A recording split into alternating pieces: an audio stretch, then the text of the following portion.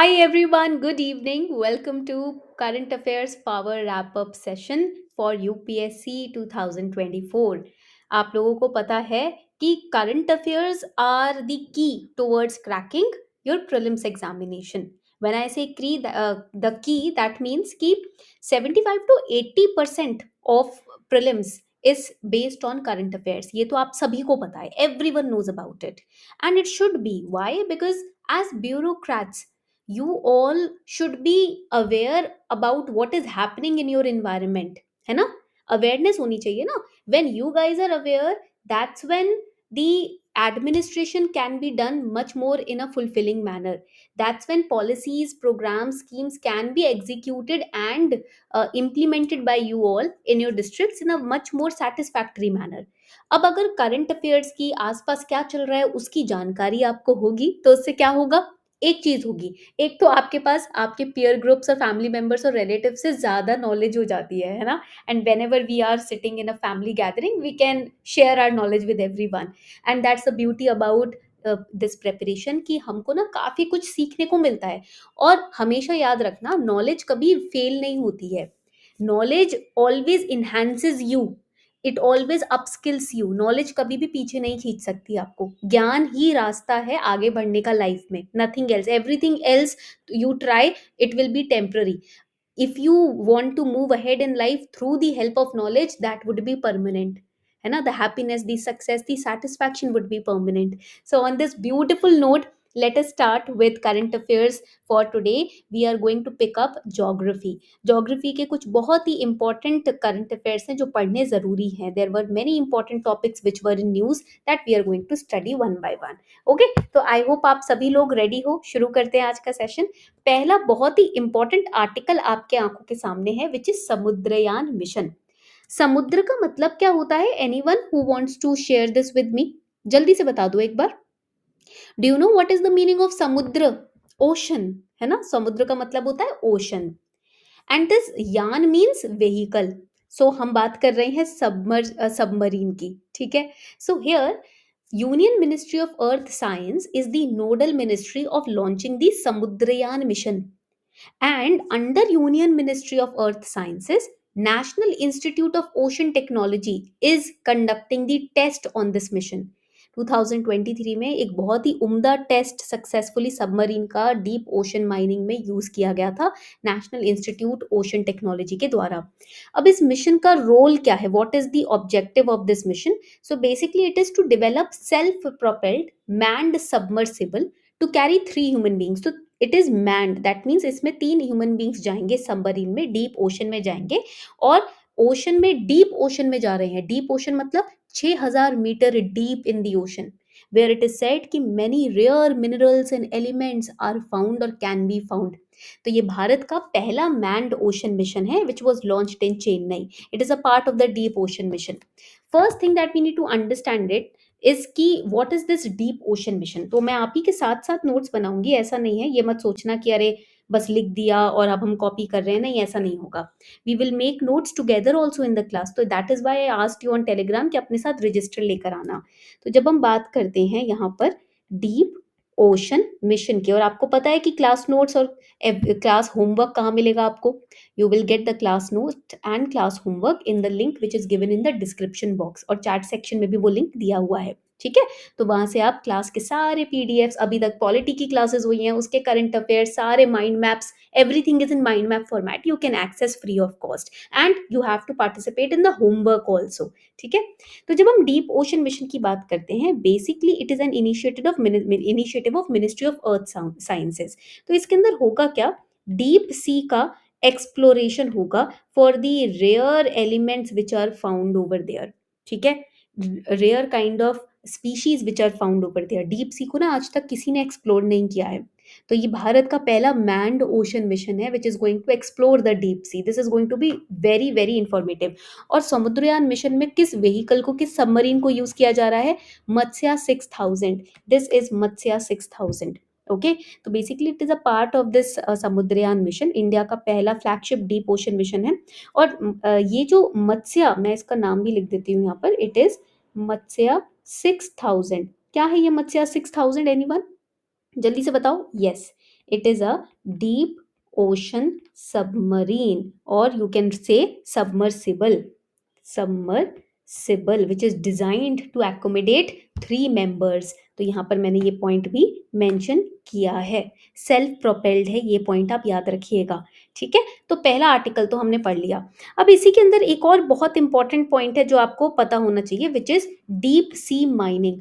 What exactly is this concept called deep sea mining? देखो, current affair से ही आप देखोगे कि अलग अलग टर्म्स निकल के आ जाती हैं. स्टैटिक, तो current affairs is a blend of GS plus what ever is go happening outside you. ठीक है, तो डीप सी माइनिंग क्या होता है?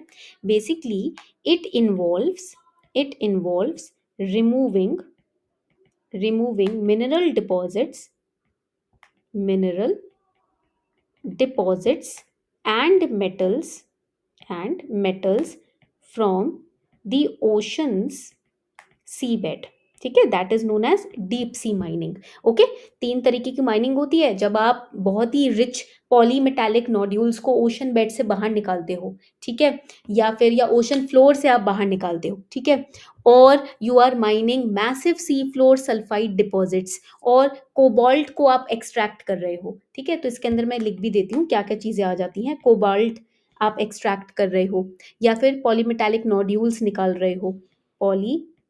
आपकी टेक इंडस्ट्री में यूज हो जाती है. ठीक है, पॉलीमेटालिक नोड्यूल्स निकाल रहे हो, या फिर आप सी फ्लोर से सल्फाइड डिपॉजिट्स निकाल रहे हो.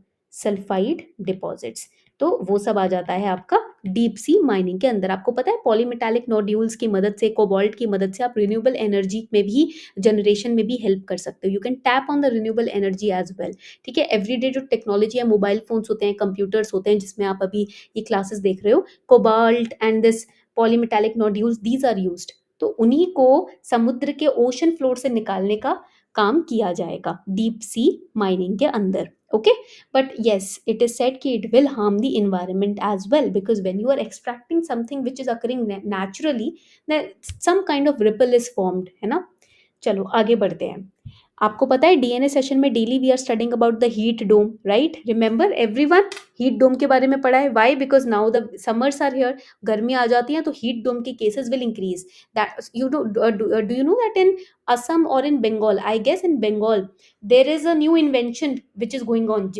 All the traffic police officers, what they are doing, they are wearing a helmet which is air conditioned.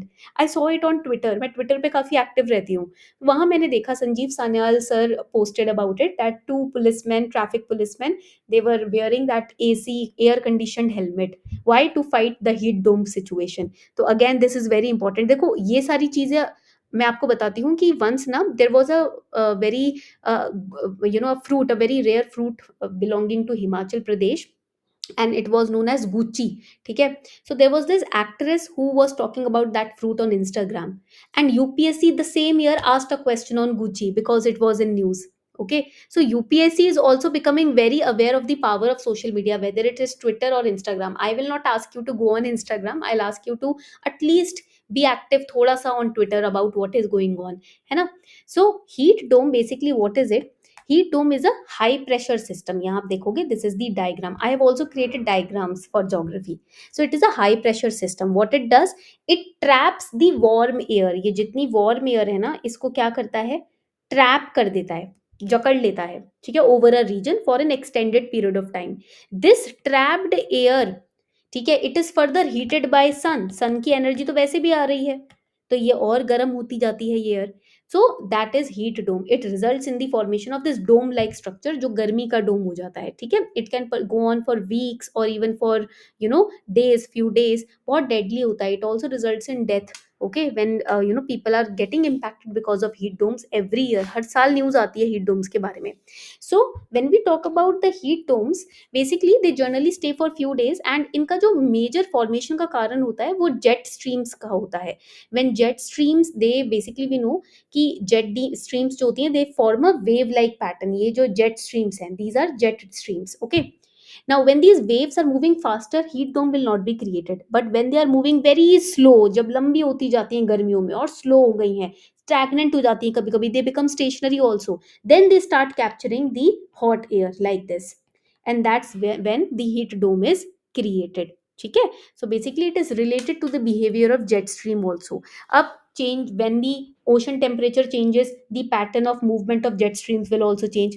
It will create heat domes. ठीक है, एटमॉस्फेरिक प्रेशर चेंज होता है तब भी हीट डोम क्रिएट होते हैं. Climate change is happening, temperature is rising, heat dome will be created. So these are different kind of situations through which heat domes are finally created. Change in temperature, climate change, also change in ocean temperature. ठीक है, जब ocean temperature का जो gradient है वो strongly change होने लगता है तब भी हीट डोम की क्रिएशन होने लगती है. ओके, यहां तक पॉइंट क्लियर हो गया. Even El Nino has an impact, और you can say El Nino is also the reason why heat domes are created.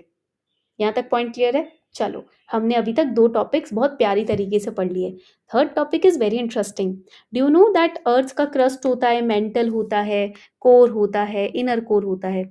Further the inner core there is fifth layer which has been found, which the scientists are calling solid metallic ball.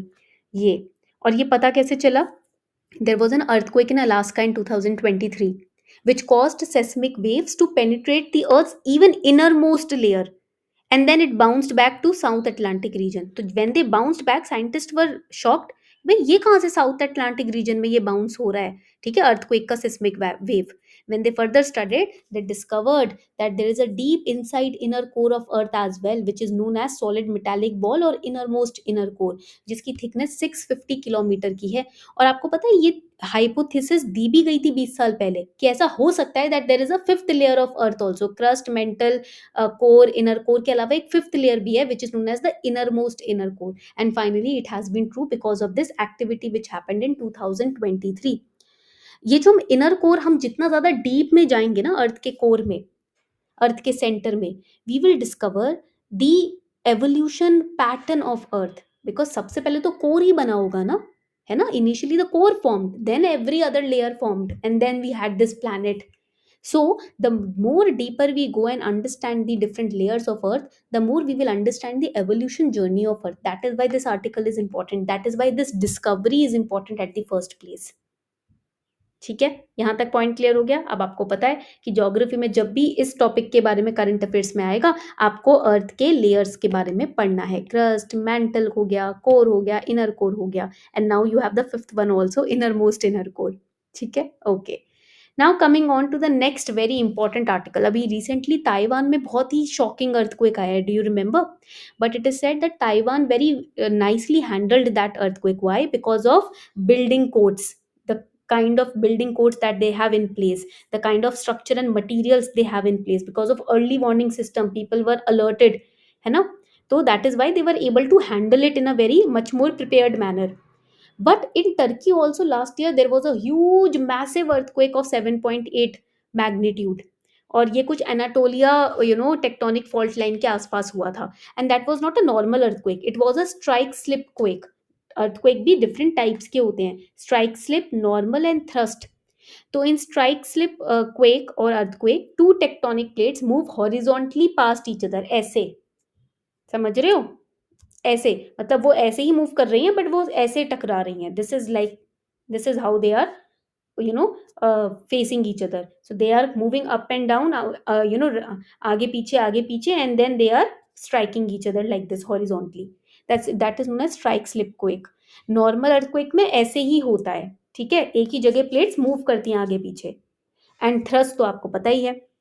So here this was the worst disaster since 1939. Turkey में 1939 में एर्जिंकन earthquake आया था. And now this was 2023 जिसमें इतना massive earthquake आया and resulted in huge and massive, you can से, loss of life. Okay, अगर हम रेगुलर अर्थक्वेक में देखें तो मूवमेंट क्या होती है? वर्टिकल होती है. स्ट्राइक स्लिप में हॉरिजॉन्टल होती है. ये डिफरेंस याद रखना बस प्रीलिम्स के लिए. This is the main part which you have to remember here. Okay, and second important point is कि why only Turkey is facing these earthquakes. कोई और नेशन में earthquake इतना ज़्यादा heavy क्यों नहीं आता? Why Mediterranean region only? Because Turkey, Syria and Jordan, they are tectonic dominant places. ठीक है, वहां पर African, Arabian, Eurasian tectonic plate ज्यादा एक दूसरे से इंटरैक्ट करती है, एनाटोलिया टेक्टोनिक प्लेट ज्यादा इंटरैक्ट करती है। जहां पर फॉल्ट लाइन है, जहां पर टेक्टोनिक प्लेट्स एक दूसरे से ज्यादा इंटरैक्ट कर रही हैं, वहां ही मैसिव एंड फ्रीक्वेंट अर्थक्वेक्स आएंगे। That is why eastern Mediterranean region witnesses frequent earthquakes. This is again important question for mains as well as prelims कि why eastern Mediterranean region are witnessing these massive kind of earthquakes. Okay?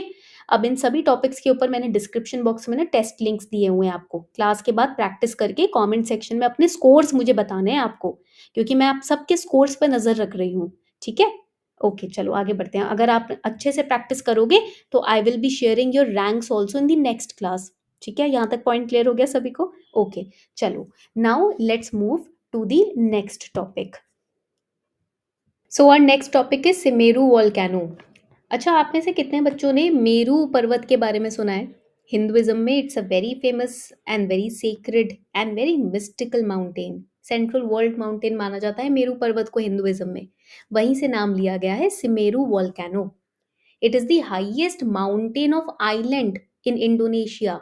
Indonesia में आप देखोगे eastern Java island जो है वहां पर, I will just zoom the map also. ये है Jakarta, this is Java. Indonesia continent में आप देखोगे माउंट सुमेरू इन दी Java island, eastern Java island में आपको दिखेगा। एंड देयर आर लाइन से काफी सारे माउंटेन्स है, पैसिफिक रिंग के आसपास ही आते हैं ये। So this is Mount Semeru. Why it is in news? Why? Because erupt हुआ है, इसीलिए न्यूज में है ना? तो हमेशा याद रखना ज्योग्राफी में second part of this current affair power wrap up session ना, it would be about the places in news, the location in news etcetera. तो वो सारा कुछ हम कवर करेंगे, घबराने वाली बात नहीं है। Semeru volcano basically is in Indonesia. It is located in the subduction zone. तो इंडोनेशिया में ना maximum number of active volcanoes पूरे विश्व में पाए जाते हैं, and it is also on the ring of fire, circum Pacific belt जिसको बोलते हैं। सो इट पैसिफिक ओशन के आसपास एक रिंग बना हुआ है जहाँ पर टेक्टोनिक प्लेट्स है और सबसे ज्यादा एक्टिव वॉल्केनोज वहाँ पाए जाते हैं। वहीं पैसिफिक रिंग ऑफ फायर में ज्यादा अर्थक्वेक्स भी होते हैं। And this is also a part of this Semeru volcano is also a part of island arc. Island arc क्या होता है आपको मैं दिखाती हूँ, ये दिख रहा है सभी को? This is known as island arc, की जो कर्व बना हुआ है ना आइलैंड का। ओके, हाँ, तो this curve of island, this is known as island arc, इसको बोलते हैं आइलैंड आर्क। ठीक है, तो along the Indo Australian plate, below the Sunda plate, the curve of islands which are associated with intense volcanic activity and seismic activity is known as island arc. So it is based on that island arc, वहीं island arc में ही पाया जाता है ये। ठीक है, this is the island arc and here it is found. Okay, तो लोकेशन याद रखनी जरूरी है, भूलना मत। और यही जीएस का कॉन्सेप्ट आ जाता है वॉल्केनो के ऊपर। तो मैंने आपको टेस्ट लिंक भी दिया हुआ है, आज वॉल्केनो के ऊपर 5 एमसीक्यू सॉल्व करेंगे। डिस्क्रिप्शन में और चैट बॉक्स में आप देखोगे टेस्ट लिंक्स हैं आपके पास, है ना? तो आफ्टर दी क्लास क्या करना है? होमवर्क सॉल्व करना है और मुझे स्कोर्स बताने हैं कमेंट सेक्शन में। No cheating. ओके, चलो आगे बढ़ते हैं। सस्पेंशन ब्रिज, आप लोगों ने सस्पेंशन ब्रिज देखा होगा कोलकाता में, राइट? इस तरीके का होता है सस्पेंशन ब्रिज। एंड अभी recently suspension bridge collapsed over the Machchhu river which is in Gujarat.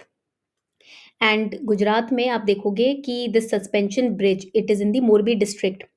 तो सस्पेंशन ब्रिज को ना हम झूलता पुल भी बोलते हैं, क्योंकि it is build on suspension cables, है ना? वर्टिकली सस्पेंडेड होते हैं केबल्स, उसके ऊपर बना होता है ये suspension bridge. And it resulted into catastrophic damages also. अब यहाँ पर दो चीजें इंपॉर्टेंट है। सस्पेंशन ब्रिज क्या होता है वो तो समझ लिया, but where is this Machchhu river? This is important. Geography में ना हमेशा याद रखना, कुछ बहुत डिटेल में नहीं पढ़ना होता, लोकेशंस ध्यान में रखना बहुत जरूरी होता है। कॉन्सेप्ट, फेनोमिनन के पीछे कॉन्सेप्ट क्या है ये याद रखना जरूरी होता है। साइक्लोन है तो why cyclones are happening, how cyclones are they occur. Volcano Taiwan में अभी हमने अर्थक्वेक देखा, तो अर्थक्वेक का फिनोमिना पढ़ना जरूरी है ना? Machchhu river basically it originates in Gujarat and its ends in the Rann of Kutch, merge हो जाती है रन ऑफ कच्छ में आके, मादला हिल्स में ये ओरिजिनेट करती है। And different tributaries are there, for example Beniya, Jamburi, Asoi, Machchhori, Beti, Maha, these are different kind of tributaries of Machchhu river. तो ये पॉइंट याद रखेंगे, मच्छू रिवर जब भी आएगा याद रखना मोरबी डिस्ट्रिक्ट। और आपको पता है ये जो सस्पेंशन ब्रिज है ये किसने बनवाया था? झूलता पुल। इसका कॉन्सेप्ट मोरबी डिस्ट्रिक्ट के राजा सर वागी ठाकुर ने 1877 में इनोवेट किया था। सो अगेन इंडिया में काफी सारे इनोवेशन हुए हैं, ऐसा नहीं है कि हम बाहर से ये कॉन्सेप्ट लेकर आए हैं सस्पेंशन ब्रिज का या झूलते पुल का। ओके, चलिए आगे बढ़ते हैं। आज आपको पता है क्या है? टोटल सोलर एक्लिप्स है। तो देख दो कॉन्सेप्ट्स होते हैं, total lunar eclipse and total solar eclipse. Total solar eclipse क्या होता है? जब न्यू मून जो है वो सन और अर्थ के बीच में आ जाता है, बीच में आ गया, उसने अर्थ पे शैडो क्रिएट कर दी, है ना, ब्लॉक कर दी उसने सन की रेज, तो वो क्या होगा, वो डार्केस्ट पार्ट क्रिएट करेगा अर्थ में, जिसको अम्बरा बोलते हैं, ठीक है, और that will be total solar eclipse. Solar eclipse में भी अलग अलग टाइप्स होते हैं, there are annular solar eclipse, hybrid solar eclipse, partial solar eclipse. Partial solar eclipse में क्या होता है, it the moon does not stay but it passes between sun and earth, but the sun moon and earth they are not perfectly in one single line, तो थोड़ी सी shadow आएगी, partial होगा। Annular solar eclipse में moon passes between sun and earth once in a year. Total में क्या होता है, वो आकर बीच में बिल्कुल सिंगल लाइन में बस जाता है, तो यहाँ पर the shadow which gets create on earth it is known as umbra. Okay, तो दिस इज सोलर एक्लिप्स का concept. In the morning DNA session I explained कि why Aditya L1 it will not capture this solar eclipse. Why? Because it has been designed technologically in such a way that अगर solar eclipse पड़ता भी है तो वो shadow region Aditya L1 को नहीं दिखेगी, it will see the sun as it is. Okay, then we have total lunar eclipse. अब lunar है तो moon involve होगा। 2022 8 नवंबर काफी rare और काफी बड़ा lunar eclipse हुआ था, when earth is positioned between sun and moon and it casts a shadow on moon, that is total lunar eclipse. तो आप देखोगे ये अम्ब्रा शैडो क्रिएट होती है मून के और अर्थ के बीच में। ओके, तो यहाँ पर आप देखोगे moon moves into penumbra, that means part of earth shadow, जहाँ पर लाइट सन के द्वारा पूरी तरीके से ब्लॉक्ड नहीं होती, but moon when it moves into earth umbra, यहाँ पर डायरेक्ट लाइट जो है सन की वो टोटली यहाँ पर आप देखोगे ब्लॉक हो जाती है, तो there is no light over here. यहाँ फिर भी सन की थोड़ी बहुत लाइट्स आएगी पेनम्ब्रा में, अम्ब्रा में कोई लाइट नहीं होती, total shadowy region, that is total lunar eclipse. ठीक है, तो ये थे हमारे आज के काफी इंपॉर्टेंट टॉपिक्स। इससे ज्यादा मैं हैवी आपके दिमाग में अभी नहीं करूंगी, क्योंकि आपको रिवाइज करना है, क्लास टेस्ट भी देना है। सेकंड क्लास में प्रॉपर मैप इंडिया का और वर्ल्ड का बना के important locations, cyclones in news पढ़ेंगे। ठीक है, thank you so much everyone for watching this class. अब आपके पास होमवर्क आपको पता ही है, क्लास टेस्ट सॉल्व करना है, स्कोर्स अपने मुझे बताने हैं, और ये थर्ड क्लास है हमारे पावर रैप अप सेशन की, तो मुझे आपका फीडबैक भी चाहिए कमेंट सेक्शन में। So do not hesitate in leaving a quick feedback in the comment section.